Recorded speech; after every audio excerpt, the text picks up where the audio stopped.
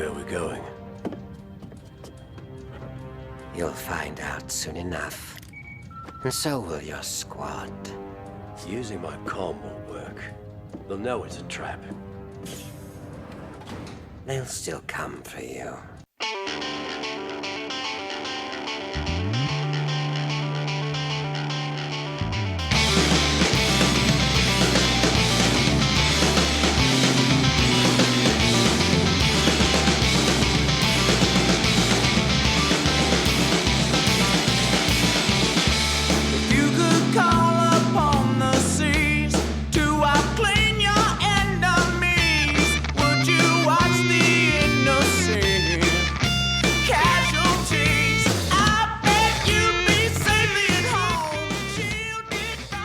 Oh, greetings, Bucketheads.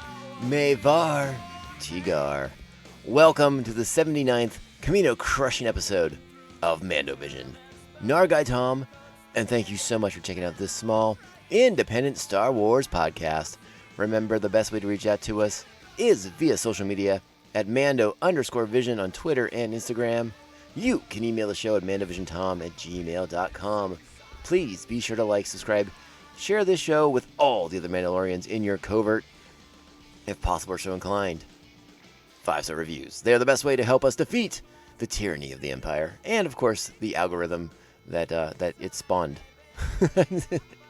So thank you so much in advance for doing that, and yeah, we're back. It's Bad Batch Friday, one of the final 2 Bad Batch Fridays for the year, and I couldn't be more delighted with this week's episode of the series. Part 1 of a 2-parter for the season finale. And this is season 1, episode 15, Return to Kamino.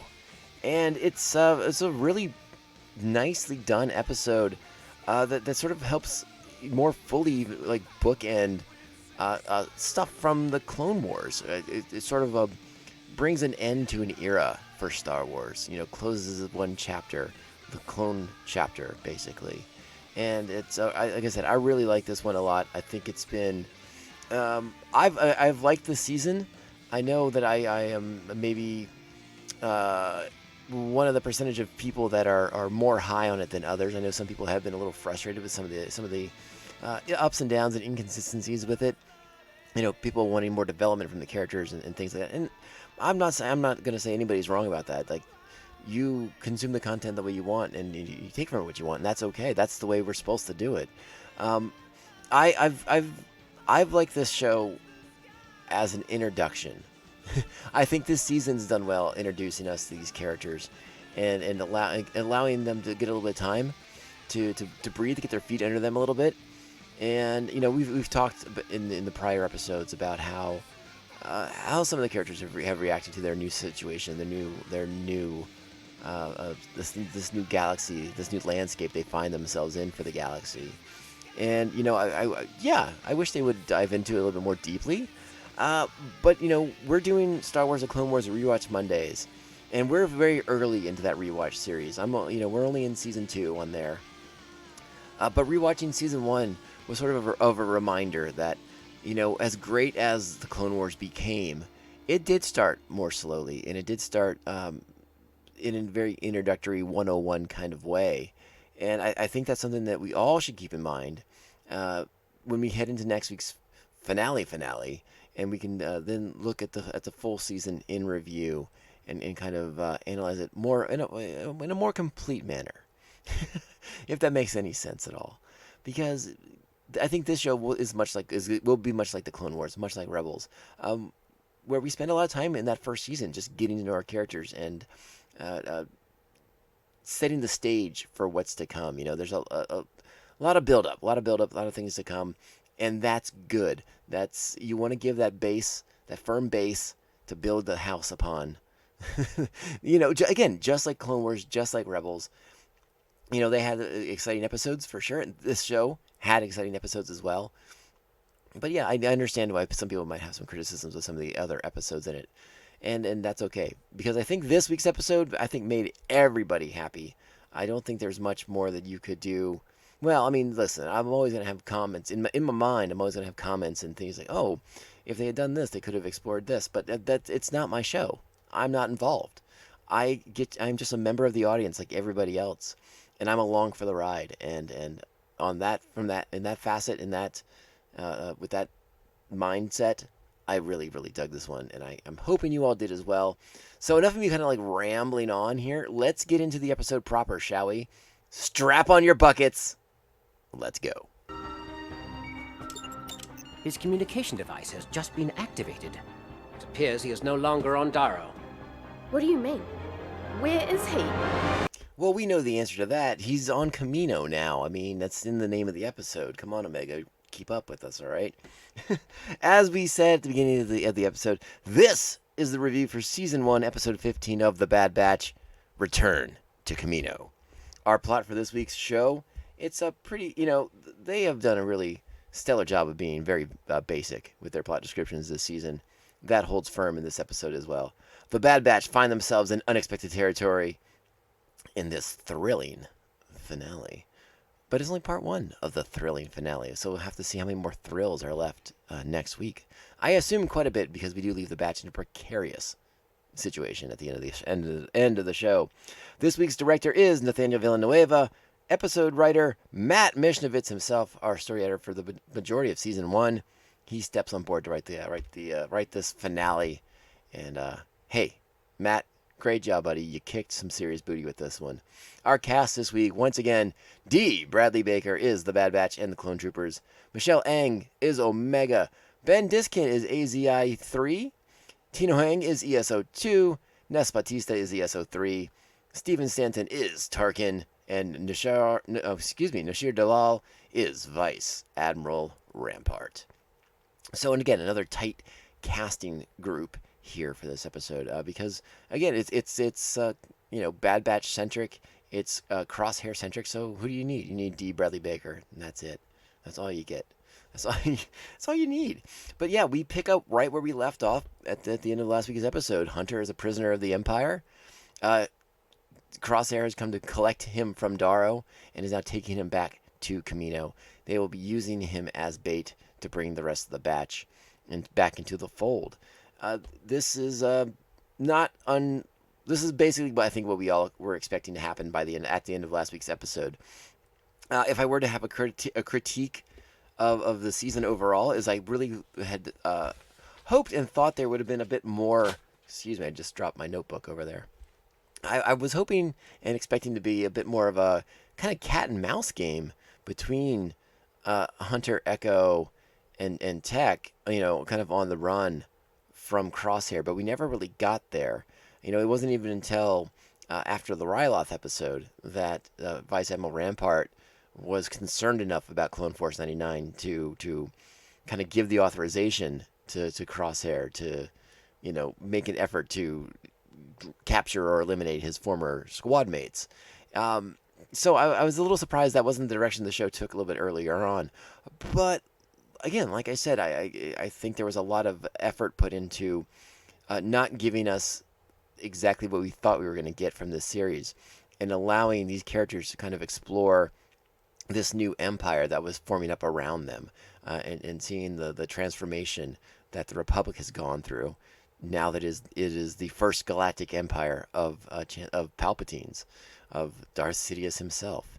So again, there's a lot of breathing room in this season, and I know not everyone liked it as much as I did, and that's okay. That's perfectly fine, because I think we do now have a solid foundation with which to build on, and that will only take us to higher heights in seasons 2 and onward. Which, by the way, it has been officially announced that season 2 of The Bad Batch is in the works. It is coming soon, so we will have more Bad Batch Fridays here on the Mandovision podcast. So I hope everyone's excited about that, at least as much as I am, because more Star Wars animation is something to keep me happy for the rest of my days. Love it, love it, love it. Back to this episode, though. Catching up with Clone Force 99. They're back on Ord Mantell, they're repairing their ship because they suffered some damage in their escape from Darrow last week. So they got to repair the ship. They have to get back, and Omega is chomping at the bit to get back to Darrow to rescue Hunter. That is like her sole interest in this episode. She's frustrated with how long it's taking to repair the ship, how long they're sitting in dry dock basically on Ord Mantell doing repairs instead of rescuing Hunter, which is what all she wants to do. Which, again, this speaks to Omega's emotionality. I mean, emotionality, is that a word? Probably not. But her emotional state. We know that she is a cunning strategist, but she's a kid out on her own, and she has this family unit around her now, and the father figure of that family unit has just been captured by the Empire. So she is bound and determined to get the batch back out there to rescue Hunter, and that sort of overrides a lot of more of her sort of logical thinking. However, she does play a huge part in getting the Bad Batch into a position to rescue Hunter when they do head back to Kamino.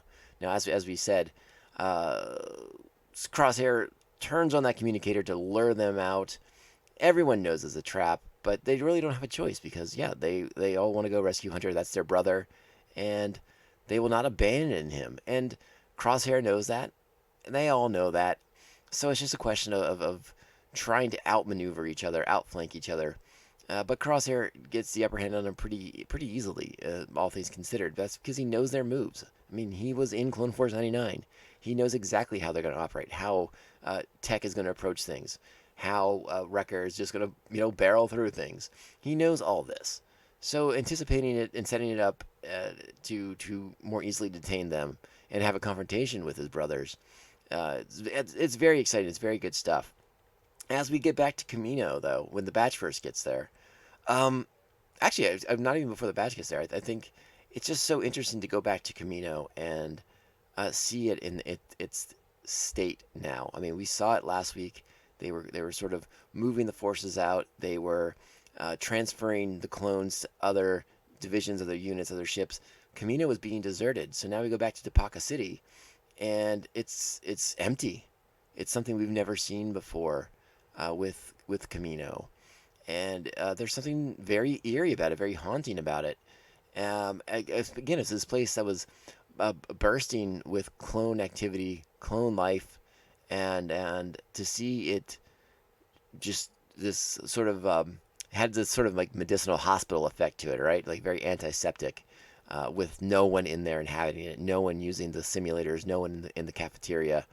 It was I found it to be a tad startling. It was just like, wow, that is a very, very empty Tapaka City, Tapaka City on Kamino. So you're the one they call Hunter. The destruction your squad caused on Ryloth got my attention. I leave this to you, Commander. Stay on schedule.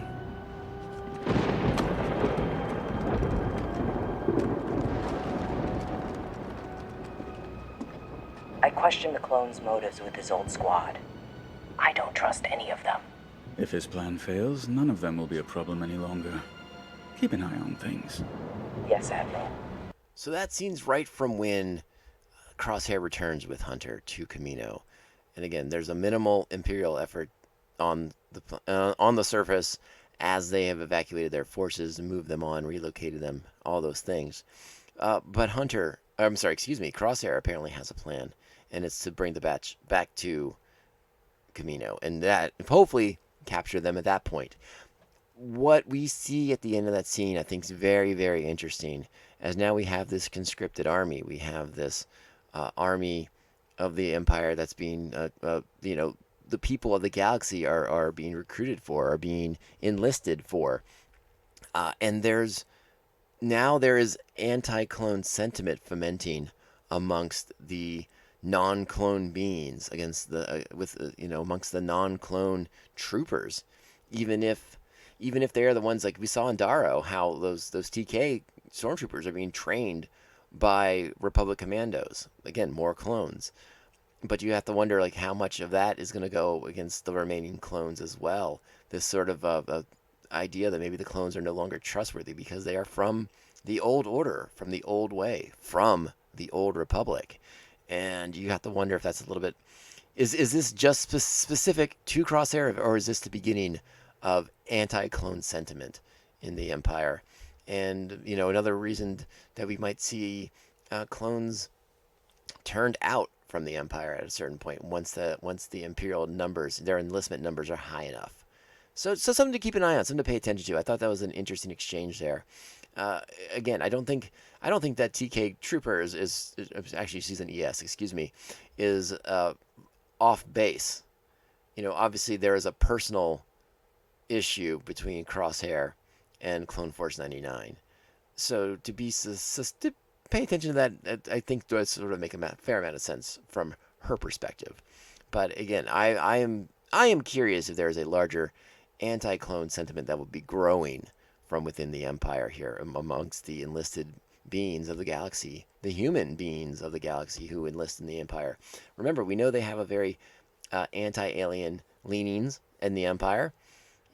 Why not add anti-clone to that list as well? Something to think about. So now Clone Force 99 arrives at Kamino. They are trying to get in undetected. They don't want to land directly in the middle of the city. And luckily, they don't have to, because Omega has some valuable information about a secret landing pad that the Empire doesn't know about. That's a ways off from the city. They're able to land on this pad that's hidden beneath the surface of the ocean. And you have to get real low to even activate it. So once they get on that platform, they see what distance they are away from the city, and they're like, well, how the heck are we still supposed to get there?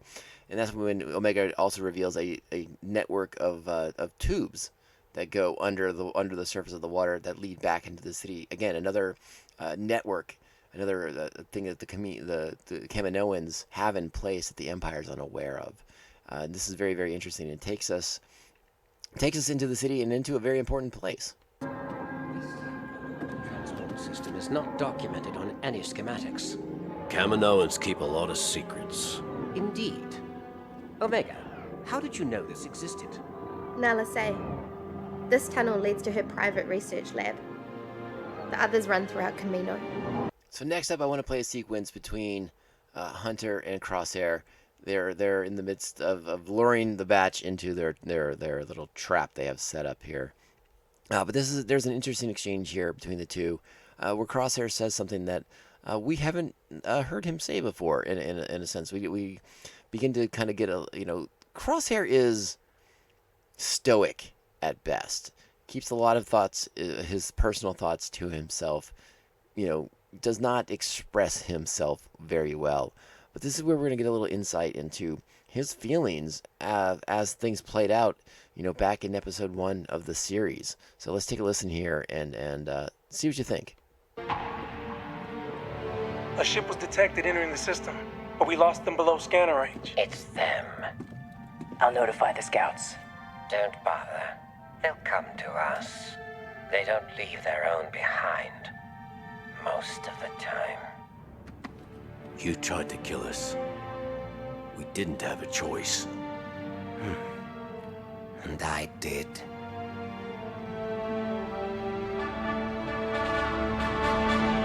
Alright, so interesting stuff right there.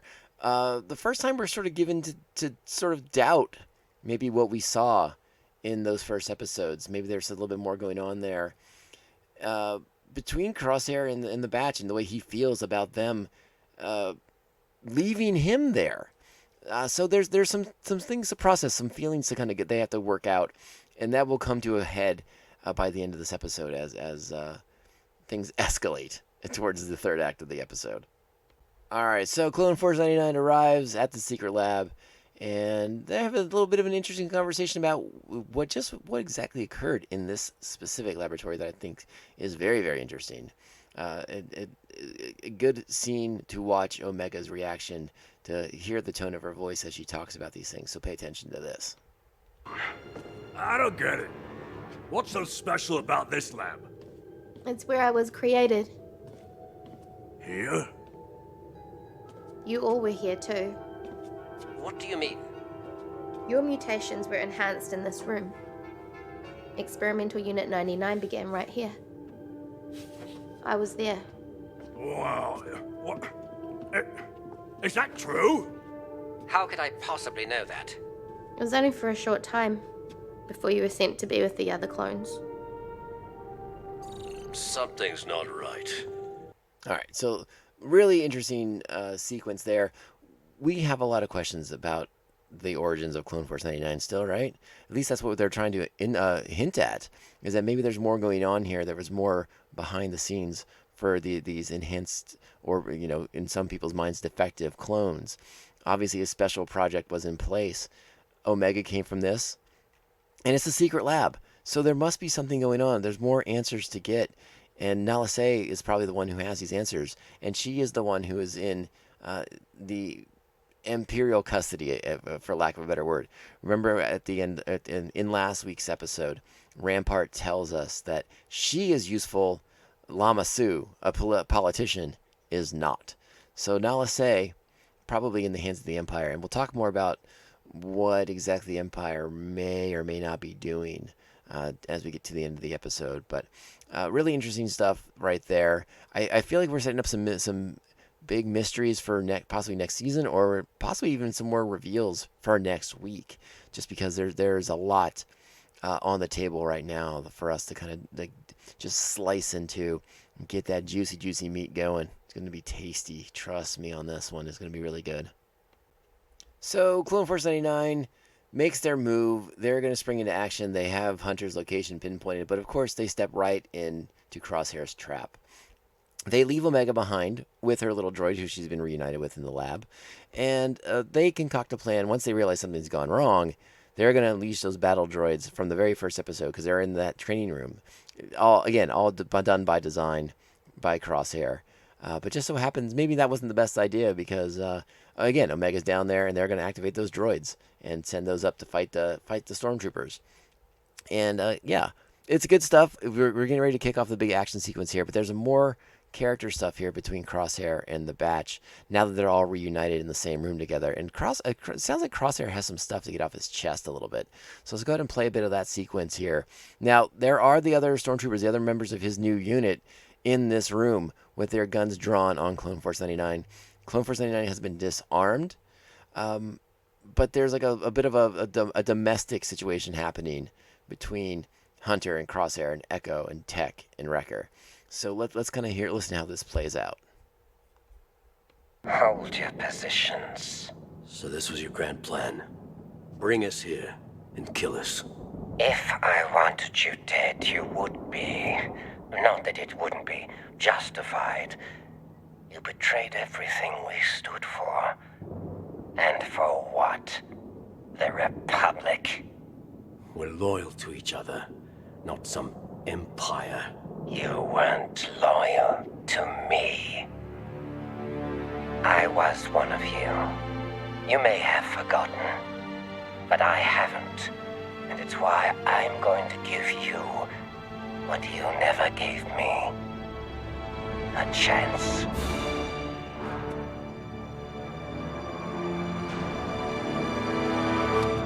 All right, high drama right there.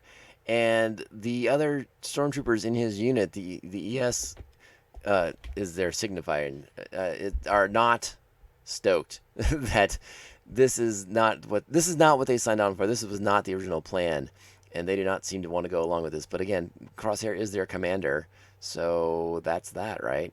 Is it? We'll see. We'll see. All right, everything's ramping up here. Let's get into the next sequence from this big section. Hello? Sir, I found the girl. Send her on a shuttle off-world. Crosshair, don't. It's for her own good. And yours. Omega belongs with us. Living among fugitives where she's in constant danger. You want to protect the kid, then let her go. Stop pretending to be something you're not, Hunter. We're not like the Regs. We never have been. We're superior. The Empire can't protect the galaxy without strength. This is what we were made for. Think of all we could do. Together. We were brothers once. We can be again. All right, high drama, high tension right here, as Crosshair's cut the shackles from Hunter, and he's pushing them into the group, giving them a chance to stop what they're doing, come back with Crosshair, become the Clone Force 99 once again. Serving the Empire is what it sounds like. That sounds to be what he's looking for, right? He has no loyalty to these ES troopers, and we're going to see that play out very quickly here. And they're getting more nervous. The more Crosshair is talking, the ES clone stormtroopers are getting very, very nervous as decisions are being made, and they are kind of left hanging. Let's go ahead and play out a little bit more of this.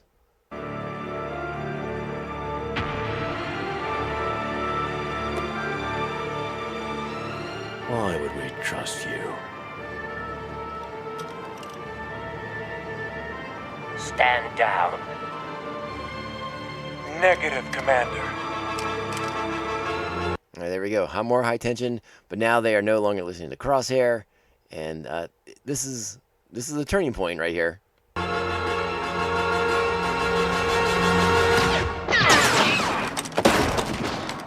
One shot, one shot, and Crosshair has killed the 4 ES troopers in the room with them. It is now just Hunter. It's Crosshair and the rest of the Clone Force 99.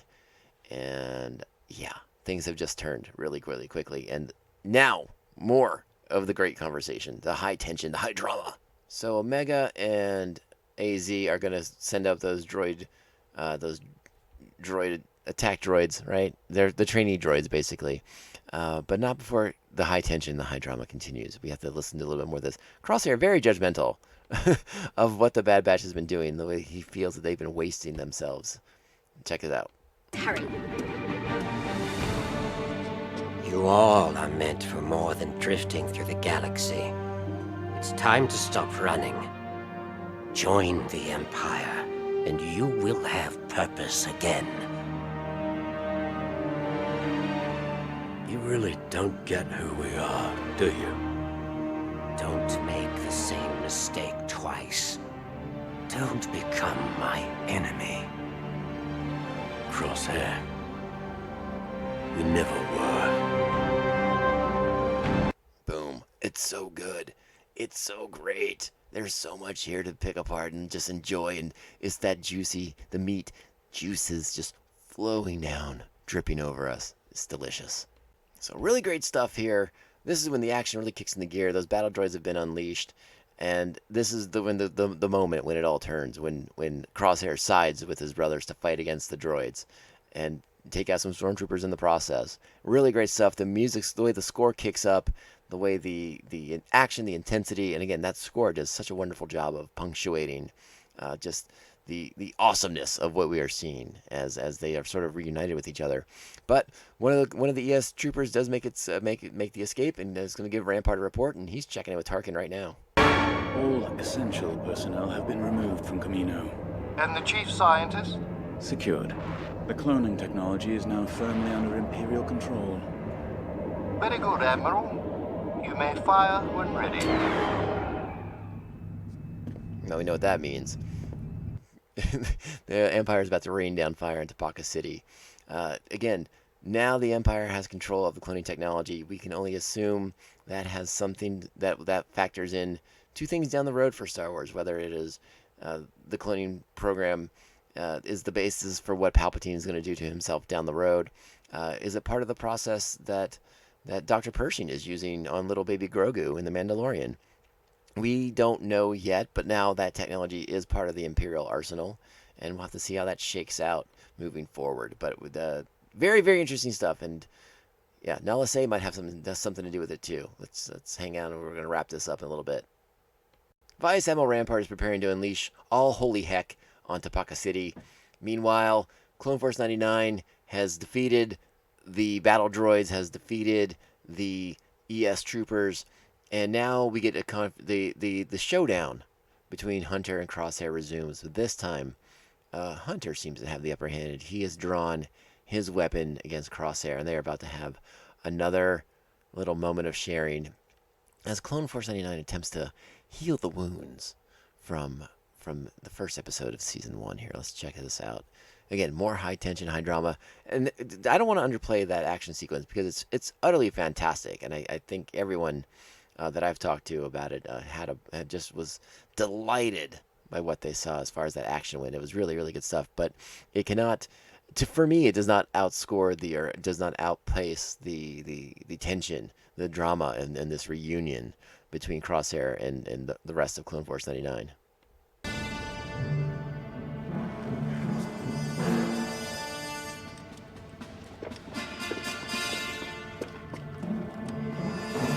Everyone's surrounding Crosshair at this point. Crosshair, forget the Empire. This isn't you. It's your inhibitor chip. We can help you. Wrong. I had my chip removed a long time ago. Shocking information. just that comes out of nowhere and just completely blows our minds. Not just the minds of us, the audience, but Clone Force 99. Their reaction to it is you can see it. They pause, they step back, they lower their weapons. They're like, what? How can that be? Everyone under the assumption that this was all because of the inhibitor chip. And I think we speculated, shows and shows ago, weeks and weeks back, that is Crosshair really under the influence of the inhibitor chip, or is this who Crosshair is? And I think we're starting to get an answer to that question. But there's more to it than that, because Crosshair is so closed off emotionally. Obviously, being without his brothers, without Hunter and Wrecker and Tech and even Echo, he's not the same person that he was beforehand. So that's why he's trying to bring them back into the Imperial fold. But they're trying to get him to come out of the Imperial fold. Be like, no, we can be together, but not in the Empire. And so just so much good stuff here. I want to play the rest of it right now. Check it out. Since when? Does it matter? Yes. This is who I am.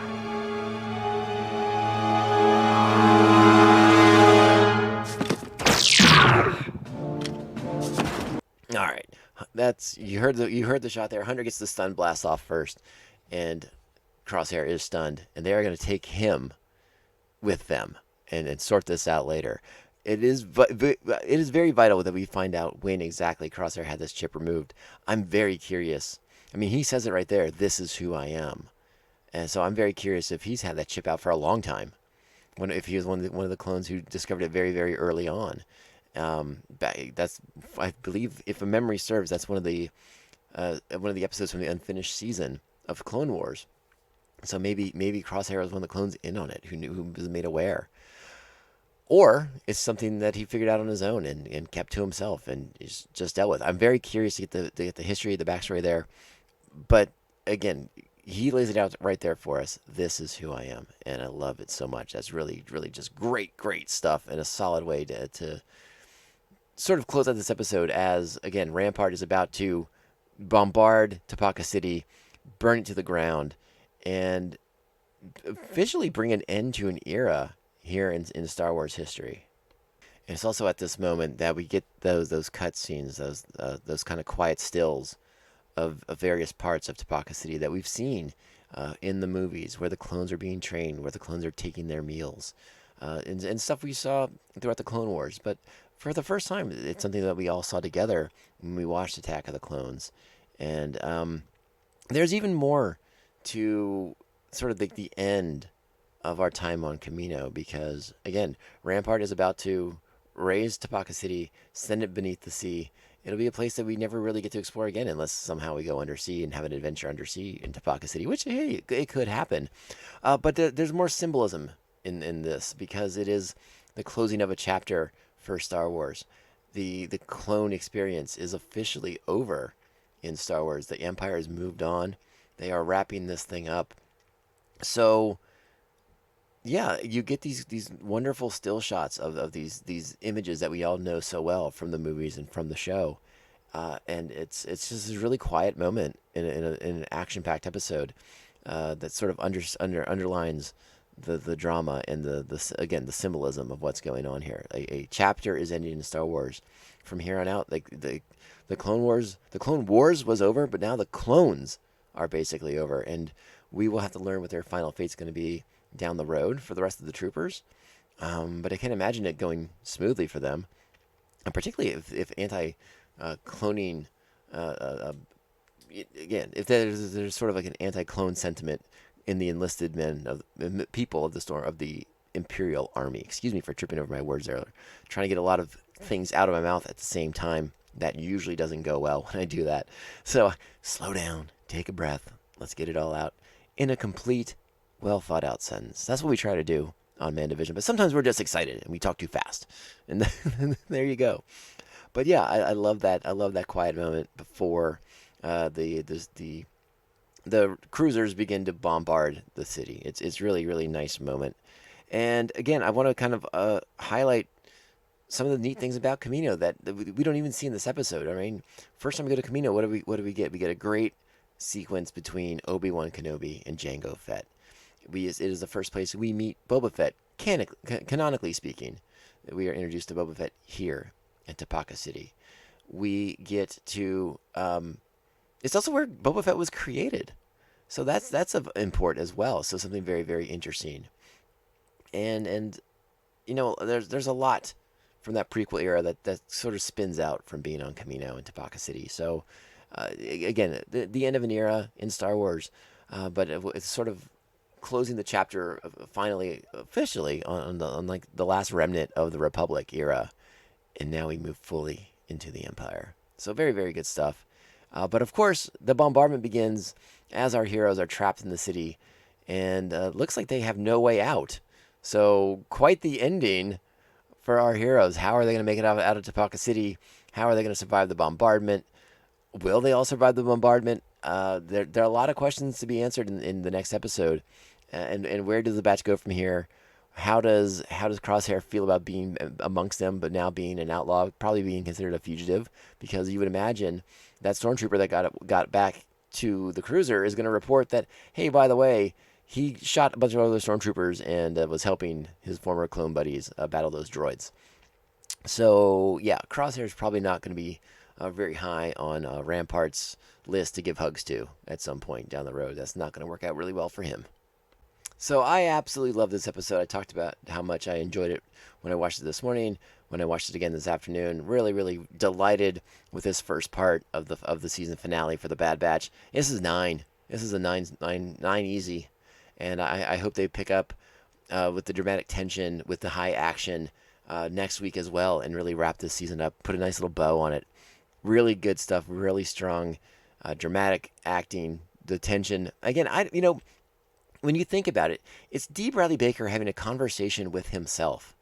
And to keep that drama in there, to keep that tension between the characters, the man deserves some kind of an award, because that's really impressive stuff. And Kevin Kiner's score, once again, he is knocking it out of the park. It's fantastic and really helps sell the whole thing. The whole thing in those dramatic moments, and then in the action adventure moments, you know, when they're battling the droids, when Crosshair rejoins with his brothers to help them defeat the droids and the stormtroopers.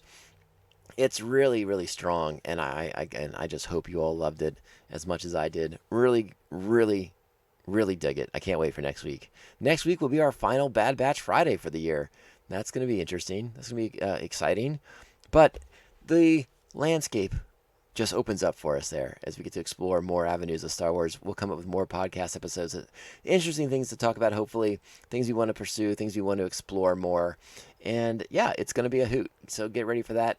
And I'm going to be back on Monday for Star Wars The Clone Wars Rewatch Mondays. We got Cat and Mouse coming up from Season 2. And that's a darn good episode. I really like that one. We once again go back to Christophsis to see, Anakin doing some stuff. It's a good one. Stay tuned for that. If you are into other avenues of pop culture besides just Star Wars, I just released over on the Tomcast Popcast, I just released a solo reaction to The Suicide Squad, the new James Gunn written and directed DC Universe movie that's now available to watch on HBO Max or in theaters if you're up for it. It's a spoiler-free reaction episode where I just talked about my level of enjoyment, what I thought of the movie in very broad terms. No, don't get into too many specifics about anything. Like I said, no spoilers in that review. There will be a big spoiler-filled review coming out on Monday on the Tomcast Podcast if you're ready for that. So swing over there if you want to check that stuff out. And if you're just like, no, we just want you for Star Wars, that's okay too, because I am here for all the Star Wars. So don't worry about that. I want to thank everyone for taking the time to listen. I hope you were enjoying the Bad Batch. I hope you're enjoying the Mandovision podcast, because I wouldn't be doing this if it wasn't for all you kind people who take the time to download, support the show, share the show on social media, and all that good stuff, because it means the world to me that you do that you're listening, that you're sharing. It's so wonderful to see. My name is Tom. I hope if you're new, I hope you like what you heard. I hope you stick around. We are on social media. We are at Mando_Vision on Twitter and Instagram. You can email the show, mandovisiontom@gmail.com. Please be sure to like, subscribe, share this show with all the other Mandalorians in your covert. If possible, so inclined, 5-star reviews help us defeat the algorithm, help us defeat the tyranny that is the Empire. We will be back so very, very soon. I hope you all have a great weekend if you're listening to this on a Friday. If you're listening to it later on, I still hope your weekend's great. Go have a good one. Take care of each other. Stay safe. And remember, the podcast can only end one way. This is the way. This is the way. This is the way. This is the way.